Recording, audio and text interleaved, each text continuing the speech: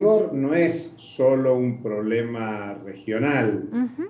Sobre fines de la semana pasada habló el titular de la Reserva Federal de Estados Unidos, el Banco Central de Estados Unidos, señalando que uno de los problemas de la recuperación económica de Estados Unidos es, por un lado, la suba de precios, 5,4% anualizado, el último dato conocido en Estados Unidos, cuando la previsión de estabilización monetaria es del 2%.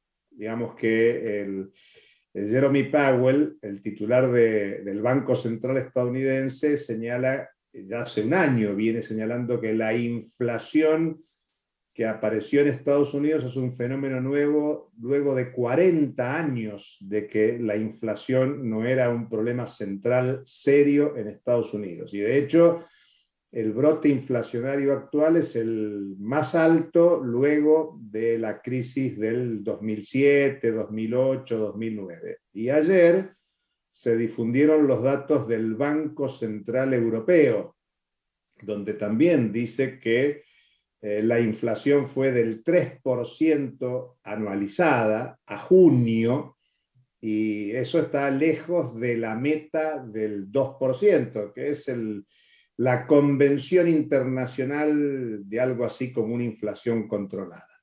Con esto quiero señalar que si los países capitalistas desarrollados, los que son más rápidos para la recuperación de la economía, están sintiendo el problema inflacionario, no es sorprendente que en América Latina y el Caribe el fenómeno esté. Y como bien señalan ustedes en el informe y los datos de la CEPAL, hay algunos países donde ha crecido el alza de los precios. No estamos considerando, y ustedes no hicieron, países que arrastran problemas de más larga data, como es el caso de Venezuela o de Argentina, porque ahí se mencionó a Brasil con un 9% de inflación anual, y Argentina está proyectando casi 52% de inflación para este año.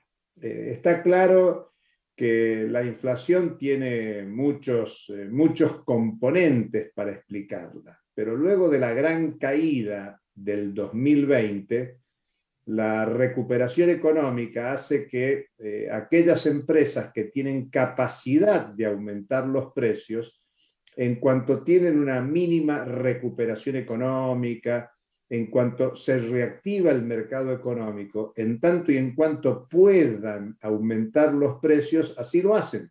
Y de hecho, fíjense que prácticamente en todo el mundo hay un crecimiento de precios de bienes durables, electrodomésticos, artículos del hogar, manufacturas diversas, incluso automotores, porque es lo que se ha reactivado.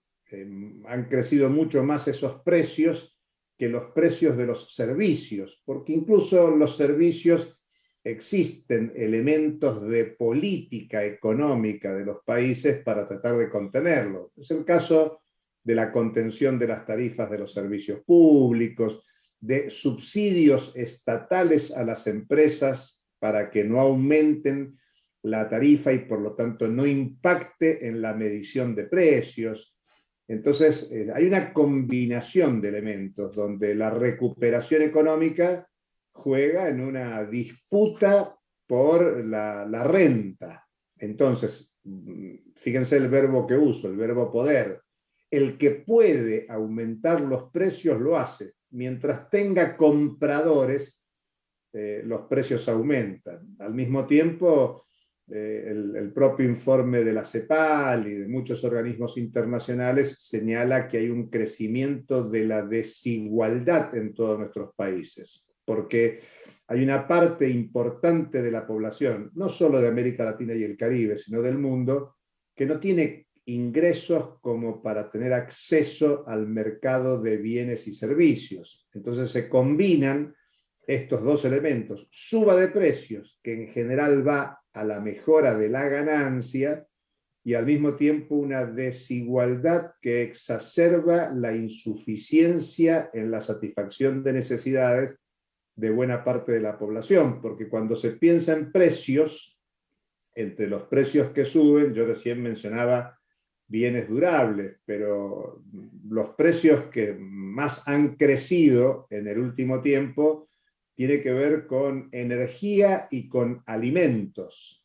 Pensemos que son dos temas claves en el consumo cotidiano. La energía tiene que ver con los consumos familiares, personales, pero también con los consumos productivos. Y los alimentos hacen a la reproducción de la vida cotidiana de las personas. Digamos que incluso hasta las personas o familias que tienen escasos recursos privilegian el destino de sus escasos ingresos en alimentos, que es lo que resuelve básicamente la necesidad de reproducción de la vida cotidiana. Entonces, hay una convalidación del incremento de precios por necesidad. Hasta los sectores de menores ingresos tienen que destinar gran parte de sus recursos al gasto en alimentos y convalidan la suba de precios. Por eso, la inflación es un tema de poder, de quién puede aumentar los precios. En ese sentido,